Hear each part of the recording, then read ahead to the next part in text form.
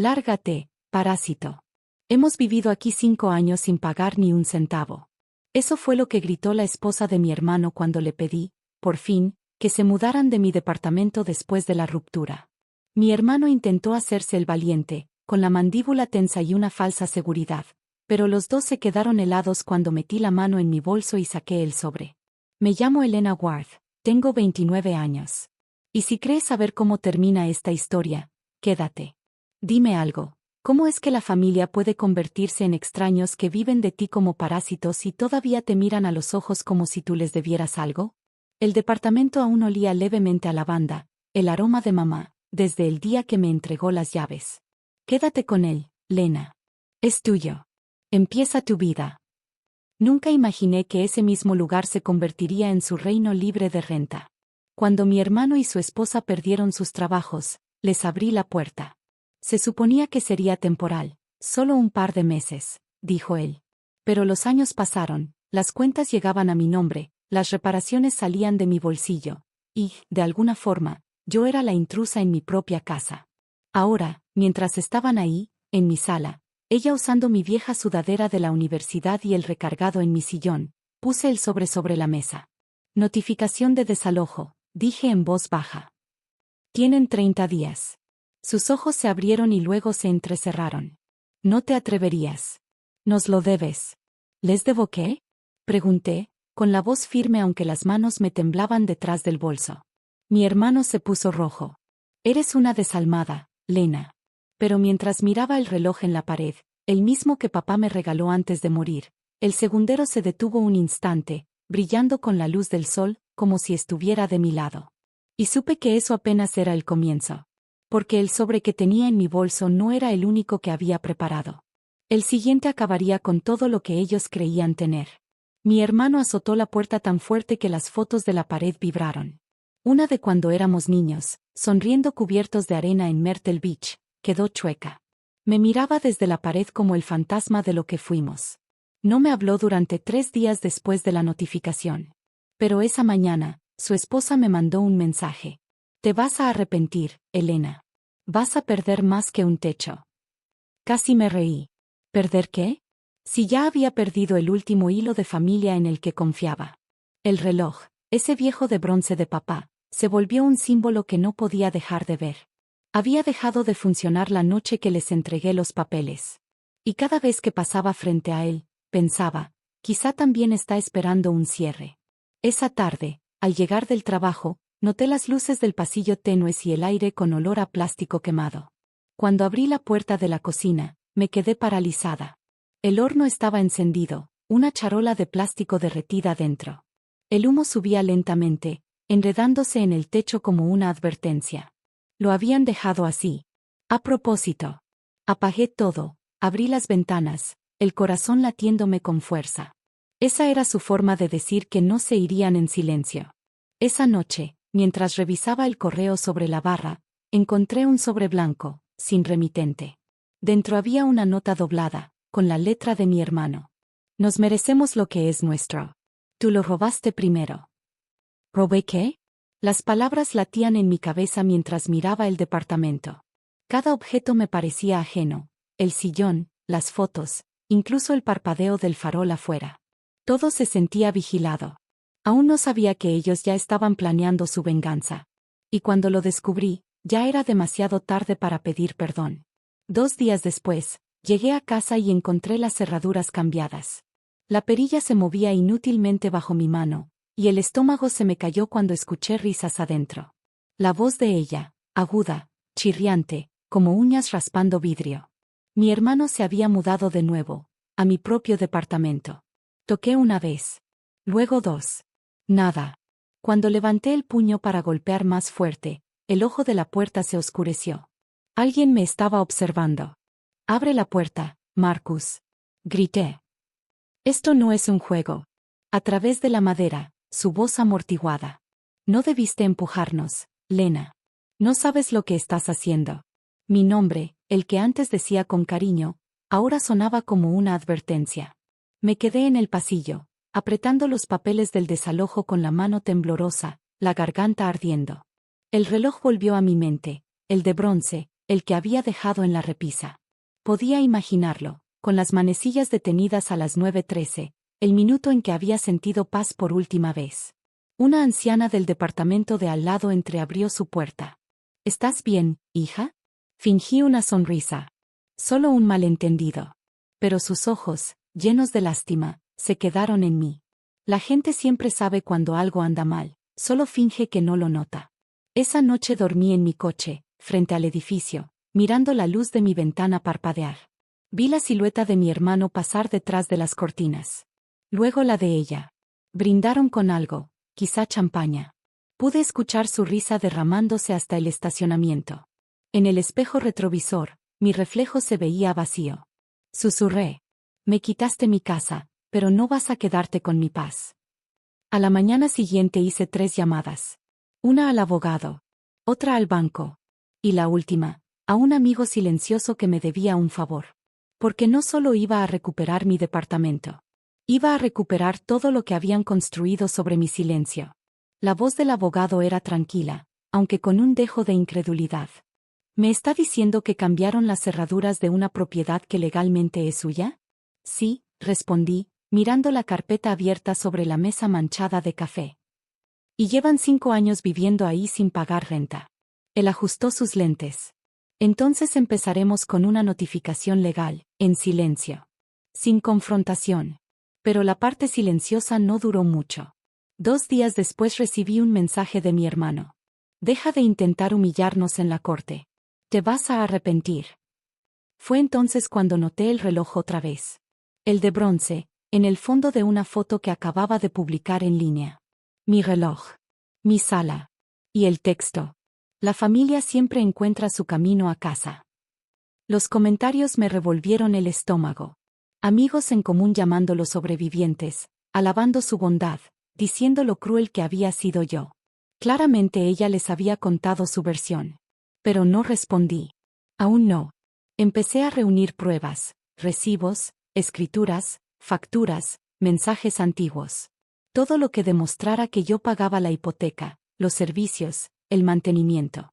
Guardé capturas de cada publicación, cada mensaje. Esa noche, mientras escaneaba documentos, volví a oler la lavanda. Venía del llavero que mamá me había dado, un pequeño dije de bronce con forma de reloj. La coincidencia dolió. Ella solía decirme: el tiempo revela la verdad, incluso cuando la gente no lo hace. Le susurré al llavero. Entonces revélala, mamá. Por favor. A las 2 de la madrugada, mi celular vibró. Un buzón de voz. De ella. ¿Disfrutando tu cama de coche, Elena? La voz de la esposa de mi hermano, empapada de triunfo, sonó por el buzón de voz. Para la próxima semana, el juez verá que estás inestable. Nosotros también tenemos pruebas. El corazón se me encogió. ¿Pruebas? ¿De qué? Pero lo que ella no sabía era que yo ya había encontrado la primera grieta en su historia. Y que, al amanecer, usaría esa grieta para destrozar toda su mentira. A la mañana siguiente, conduje hasta el juzgado con mi carpeta de pruebas apretada contra el pecho, como si fuera una armadura. El estacionamiento brillaba con el calor, y mi reflejo en la puerta de cristal se veía más firme de lo que realmente me sentía. Dentro, mi abogado hojeó los documentos y asintió en silencio. No pueden falsificar la propiedad. Tienes los estados de cuenta, los comprobantes de transferencia, la escritura a tu nombre. No tienen ninguna oportunidad. Quise creerle, pero la traición no desaparece con papeles. Se queda, como el polvo sobre una foto que nunca logras limpiar. Más tarde ese día, regresé al edificio. No entré, solo me quedé en la esquina de la calle. Desde enfrente, vi a mi hermano subir las escaleras con bolsas del súper, tarareando, como si todavía perteneciera ahí. Su esposa se asomó desde el balcón, regando mis plantas. Fue entonces cuando noté otra vez el símbolo que me seguía. El reloj de bronce sobre la ventana, atrapando la luz del sol, detenido en las 9:13. Siempre las 9:13. Ni siquiera se habían molestado en esconderlo. Y entonces vino el detalle humano que me rompió por dentro. El tintineo de una cuchara contra una taza. Mi taza favorita. Azul pálida, con una astillita en el borde. La misma que papá usaba para el chocolate caliente en las noches frías. Estaban bebiendo en ella. Me mordí el interior de la mejilla hasta saborear hierro. Esa noche, sentada en mi coche, redacté el mensaje que cambiaría todo. Para todos los que se preguntan qué está pasando en realidad, aquí está la verdad. Adjunté capturas de documentos legales, pruebas de propiedad y audios con sus amenazas. Al amanecer, la publicación estaba en línea. Al principio, silencio. Después, la ola. Cientos de comentarios. Amigos etiquetando a mi hermano. Compañeros de trabajo escribiendo. No tenía idea, Elena. Al mediodía, él eliminó todas sus cuentas. Pero el daño deja rastros, capturas, susurros, dudas. Y yo aún no había terminado. La prueba final me esperaba dentro de ese departamento, detrás del reloj de bronce que se negaba a moverse. 2 noches después, regresé. No con rabia esta vez, sino con propósito. El cielo estaba gris, bajo, vibrando antes de la lluvia. Esperé hasta que las luces del pasillo parpadearon y se apagaron a medianoche. Deslicé la llave maestra en la cerradura. Giró fácilmente. Ni siquiera se habían molestado en cambiarla otra vez. Dentro, el departamento olía a perfume rancio y comida barata. Mis plantas se estaban muriendo. Mis cuadros habían sido reemplazados por fotos de su boda. El pulso me retumbaba en el cuello. El reloj de bronce seguía en la repisa, las manecillas detenidas en las 9:13. Siempre las 9:13. Lo levanté con cuidado. Pesado. Más frío de lo que recordaba. Y entonces escuché algo moverse dentro. Y luego, el sonido humano. El roce de las pantuflas de mi hermano por el pasillo. Estaba en casa. Me agaché detrás del sillón justo cuando se abría la puerta de la recámara. La voz somnolienta de su esposa flotó en el aire. ¿Qué fue ese ruido? Probablemente las tuberías, murmuró él. Vuelve a dormir. Lo escuché caminar hacia la cocina, abrir el refrigerador, servirse agua. Esperé. 1, 2, 3 latidos. Y salí. Ya en el coche, volteé el reloj y forcé la parte trasera. Adentro había papeles doblados, amarillentos, con pliegues viejos. Una nota escrita a mano por papá. Y el testamento real. Firmado, notariado, sellado. Mis manos temblaban mientras lo leía. Para mi hija Elena, el departamento y los ahorros son solo tuyos. Marcus recibirá el auto y las herramientas. Confío en que ambos se respeten. Ellos lo sabían. Siempre lo supieron. Y lo escondieron. La traición me caló hasta los huesos. No solo me habían quitado mi casa. Habían enterrado las últimas palabras de mi padre. Cerré el reloj y susurré. El tiempo revela la verdad. Al amanecer ya había llamado a mi abogado. Porque ahora no solo los iba a desalojar. Los iba a desenmascarar. Y el siguiente sobre que recibirían no sería un aviso. Sería el final de su historia. A la mañana siguiente, la luz del sol golpeó el reloj de bronce como si estuviera vivo otra vez. Un destello cruzó el silencio de la oficina de mi abogado. Él colocó el testamento sobre el escritorio. Esto lo cambia todo, Elena. Explicó que la versión en los archivos, la que mi hermano había presentado años atrás, era falsa. El sello del notario era inventado. La fecha, alterada. Mi pulso se calmó. Entonces, él siempre lo supo. Sí, asintió el abogado. Y cuando vio que nunca lo cuestionaste, se aprovechó de tu silencio. Silencio. Esa era la palabra que me había seguido toda la vida. Mi silencio en la cena cuando mamá lo prefería a él. Mi silencio cuando me pedían dinero prestado. Mi silencio cuando se mudaron a mi casa. Cada vez que callaba, ellos construían otra pared con eso. Ya no estaba callando. Presentamos la solicitud para restablecer el testamento original y desalojarlos oficialmente por fraude. En cuestión de días, la noticia se esparció. Los compañeros de trabajo de mi hermano, sus amigos, incluso sus suegros, comenzaron a murmurar. Esa tarde me paré frente al edificio otra vez, con la orden judicial en la mano. Mi abogado a mi lado. Un oficial en la puerta. Cuando mi hermano abrió, el color se le fue del rostro. Su esposa estaba detrás, aferrando una taza, mi taza azul astillada. El oficial habló con firmeza. Están obligados a desocupar de inmediato. La propiedad pertenece a la señorita Ward. Ella no puede. Intentó decir él. Pero la voz del oficial lo interrumpió. Señora, esto es una orden legal. No me burlé. No grité. Solo caminé entre ellos. Cada paso resonaba en el pasillo como el tic de un reloj que por fin volvía a moverse.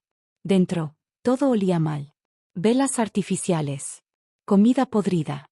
Y ese aroma agrio de la traición. Coloqué el reloj en la repisa, le di cuerda, y escuché.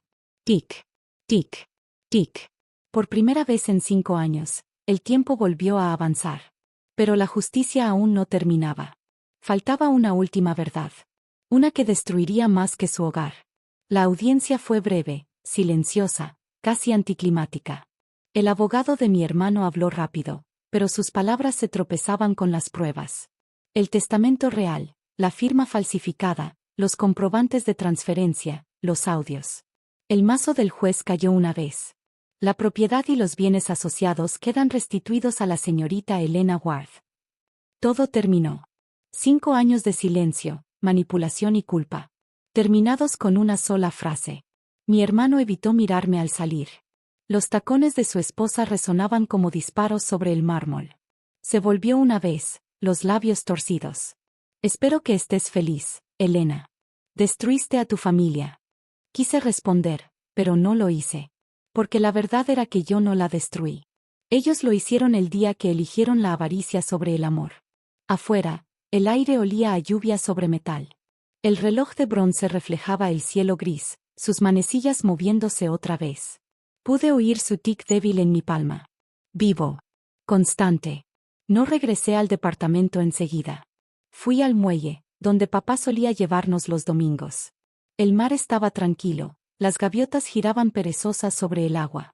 Apreté el reloj contra mi pecho y susurré. Ya está, papá.